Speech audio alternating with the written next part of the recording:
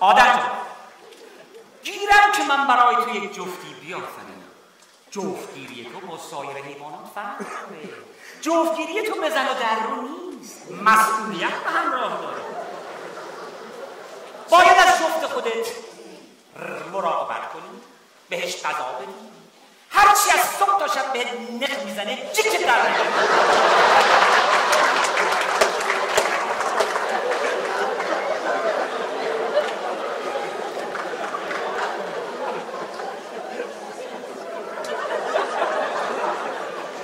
در ضمن هرچی هم که داری نصفش مال اون میشه.